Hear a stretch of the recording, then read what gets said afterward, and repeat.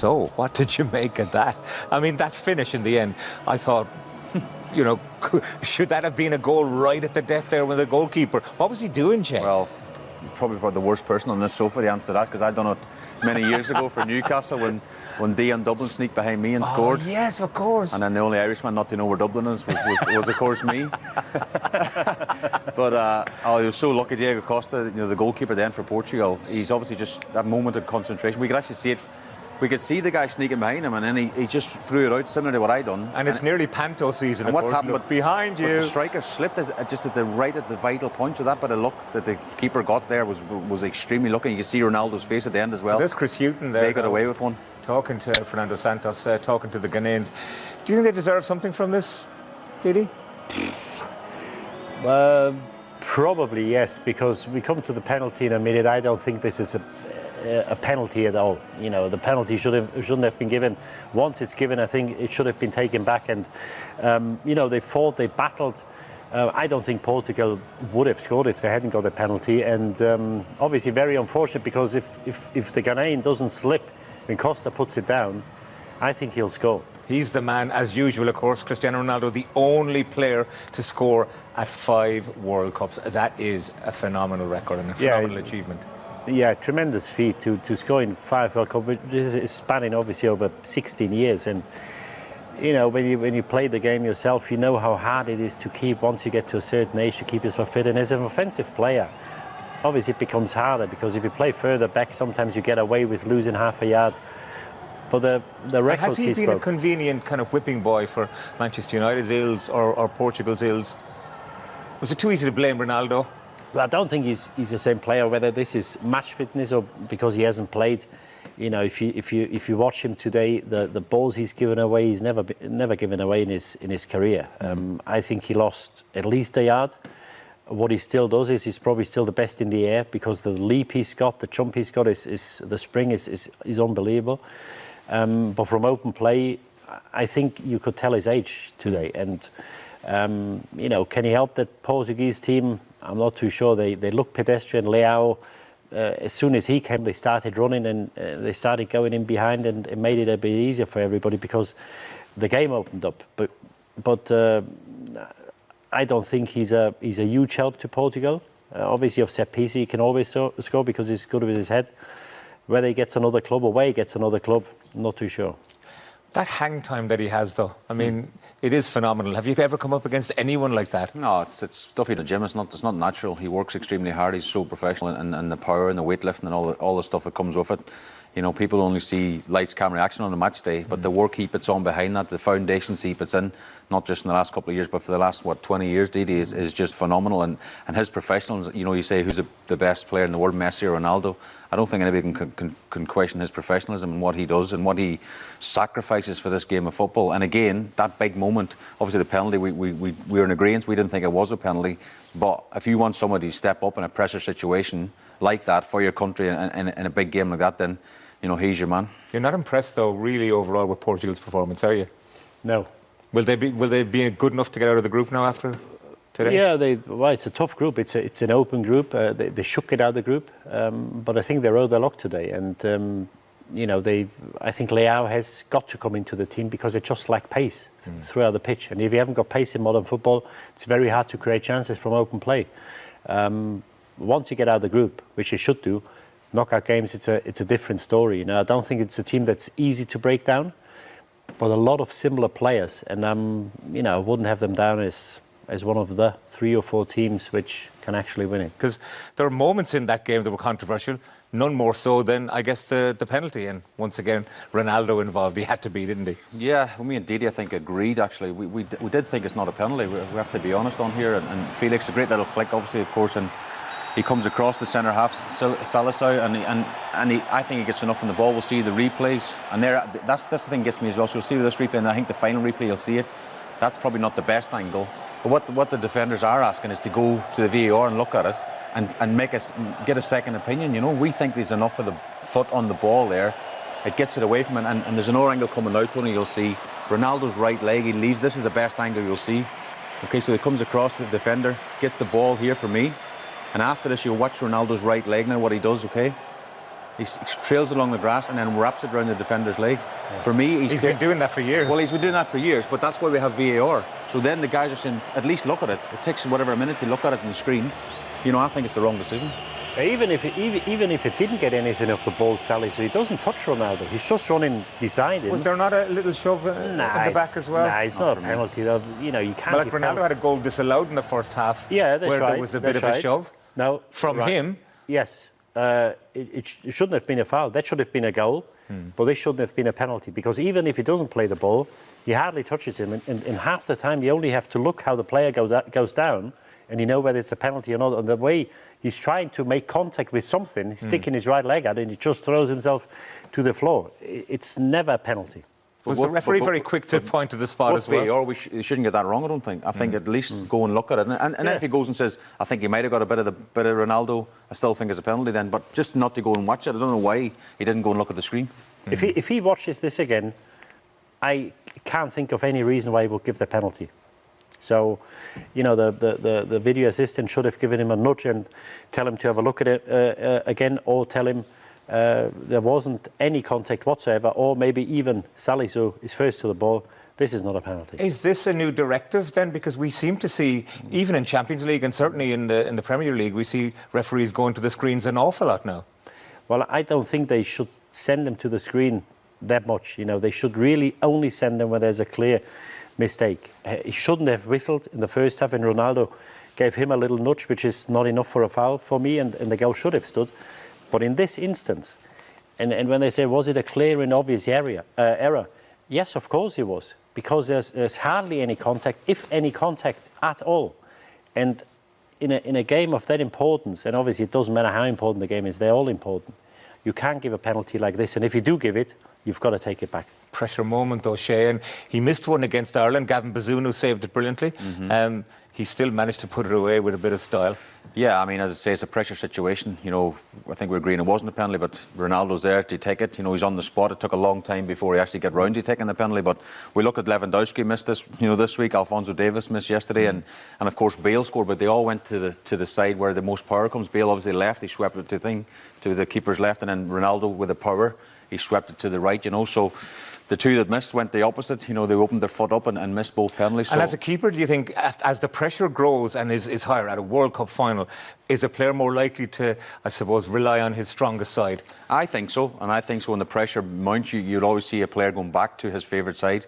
I didn't see many people. I remember seeing one against Frank Lampard, actually. And the goalkeeping coach who was at Chelsea before said, if it's a pressure situation, a pressure penalty, Frank will always go to your right, he said. When it's not so much pressure, they're leading the game by a couple of goals, he'll always change sides just for the keepers to think. But when the pressure's really on at that key moment, he'll always go to that right-hand side. And I think it's the same with Ronaldo there. Yeah, it's amazing. 5 World Cup finals to score in them, though, in fairness to him. OK, let's talk about Ghana and their goal that brought them right back into the game. Yeah, brilliant goal, and the ball is actually, I think it's actually meant for Williams here, who's showing for the ball. Doesn't get it, but Kudus is aware, sneaks in behind, hits it across goal. Danilo can't sort his feet out, and a great reaction by Ayew here. We see here Williams coming short, is actually meant for him, but Kudus is aware, very sharp, quick mind. This is someone you actually pointed out before the game. He's been brilliant. He's had a couple of shots, and whenever they were dangerous, he was at the heart of it.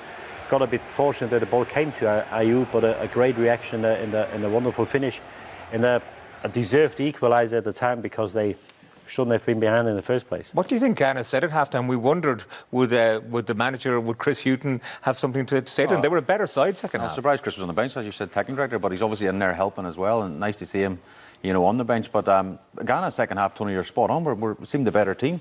The only thing they didn't do after Ayew scored, there was 5 minutes before Felix scored the second goal. If they had to go back into that shape that we showed at half time, more solid after they scored, but maybe the excitement of the goal and, you know, the fans being up, and they maybe just lost their discipline when Portugal got their noses back in front again. Yeah, because it definitely looked like there were more Ghana fans in the ground than Portuguese fans. Let's look at that João Felix goal then. Yeah, it's here they try to play through Danilo. They win the ball, and Baba, I think he's got to turn around the other shoulder earlier. He's got to look over his left shoulder and run back towards his own goal quicker, because he sees here the ball is getting played, and then once he turns around, the ball is coming too fast, It's a bit unfortunate. It goes through his legs.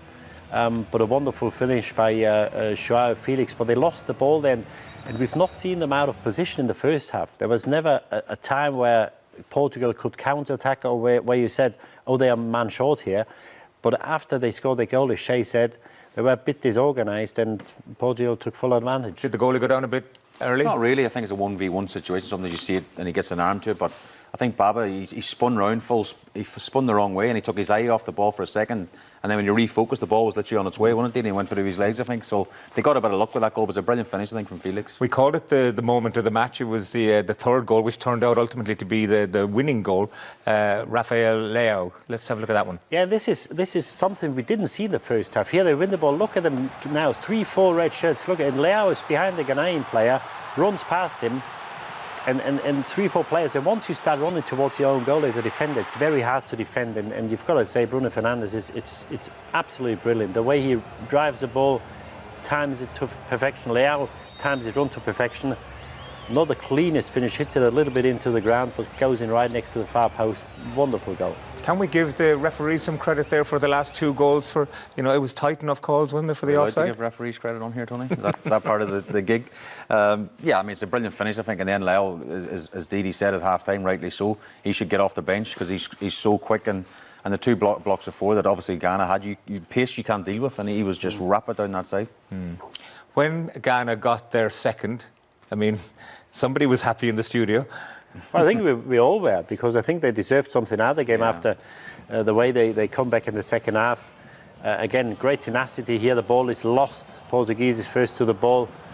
Baba does ever so well, gets a deflection. Pukari, he probably forgot by that time that they're still trailing by a goal and he should go back, but he wanted to do his Ronaldo celebration.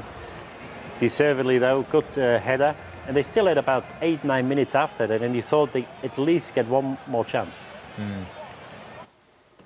And so there was still a chance. There was 9 added minutes, and there was still a chance for Ghana to equalise. And back to your moment, if you like. I've got a few of my friends texting me already. We thought we had a Shea Given moment there, but Costa is you can just see him sneaking up. Williams behind him. He's just waiting for that moment. Oh my goodness! It's the exact identical what happened to me, Tony. The exact same thing.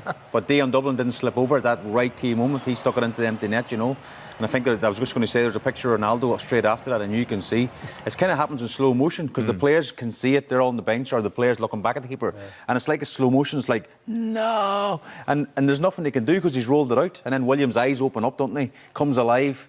And just at that key moment, he slips over, and obviously it's gone. The chance is gone.